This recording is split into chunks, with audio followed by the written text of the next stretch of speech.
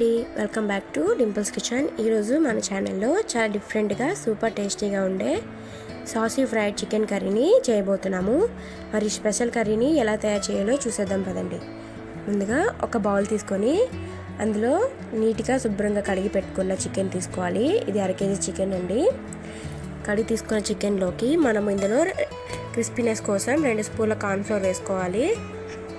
2 స్పూన్ల కార్న్ఫ్లోర్, అలాగే బైండింగ్ కోసం 1 స్పూన్ గోధుమ పిండి వేసుకోవాలి. ఆ తర్వాత రుచికి సరిపడా కొంచెం కారం, అలాగే కొంచెమంత స్పూన్ ఉప్పు, 1 స్పూన్ అల్లం వెల్లుల్లిపాయ పేస్ట్ వేసుకోవాలి. ఇప్పుడు ఒక నిమ్మ చెక్క రసం పిండుకొని ముక్కల లోపల జ్యూసీగా సాఫ్ట్గా రావడం కోసం ఒక గుడ్డుని యాడ్ చేసుకోవాలి. పగలగొట్టుకొని వేయాలి.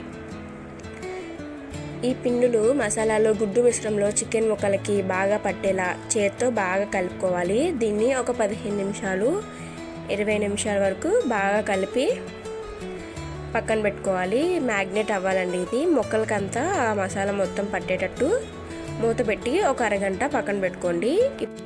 ఇప్పుడు డీప్ ఫ్రైకి తగినంత నూనె పెట్టుకొని నూనె వేడకాక మంటను మీడియం ఫ్లేమ్లో ఉంచి మ్యారినేట్ చేసిన చికెన్ ముక్కల్ని ఒక్కొక్కటిగా వేయాలి.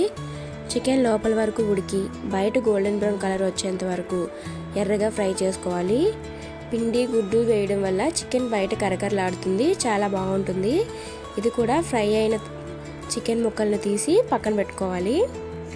మొత్తం అన్నిటిని చికెన్ ముక్కలు చూసారా మనకి ఎంత క్రిస్పీగా ఫ్రై అయ్యాయో. ఇప్పుడు వీటిని పక్కన పెట్టుకోవాలి. ఇప్పుడు కర్రీ తయారీ కోసం వేరే బాణీలో 2 స్పూన్ల నూనె వేసి అందులో సన్నగా తరిగిన ఉల్లిపాయ ముక్కలు, పచ్చిమిర్చి వేసుకోవాలి. వేసి బాగా గోల్డెన్ బ్రౌన్ వచ్చేంత వరకు ఫ్రై చేసి అందులోనే ఒక 1/2 స్పూను అల్లం వెల్లుల్లిపాయ పేస్ట్ వేసుకొని ఫ్రై చేసుకోవాలి. ఇవి 2 వేగినాక మనకి బాగా ఫ్రై చేసుకోవాలి. అల్లం పచ్చివాసన అంతా పోవాలి. ఇందులోనే కొంచెం అంతా కరివేపాకు వేసుకుంటే మనకి స్మెల్ అనేది సూపర్గా వస్తుందండి.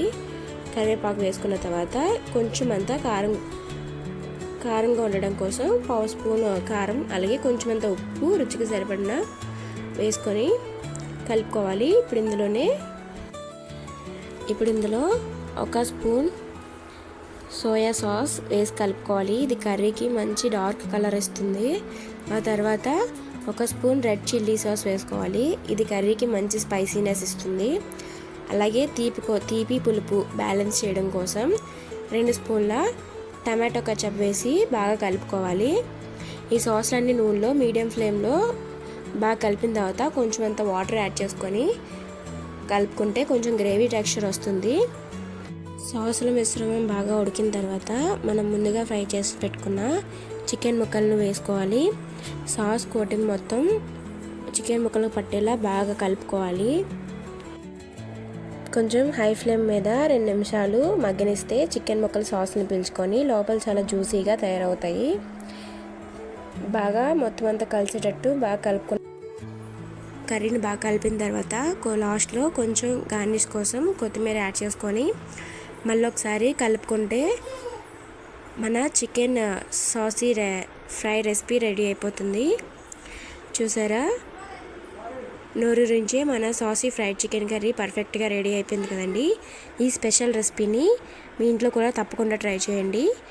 టేస్ట్ ఎలా వచ్చిందో కింద కామెంట్ బాక్స్లో కామెంట్ చేయడం అసలు మర్చిపోకండి. మరిన్ని వెరైటీ రెసిపీస్ కోసం మన ఛానల్ని ఇప్పుడే సబ్స్క్రైబ్ చేసుకోండి. పక్కనున్న బెల్ ఐకాన్ని క్లిక్ చేయండి. ధన్యవాదాలు.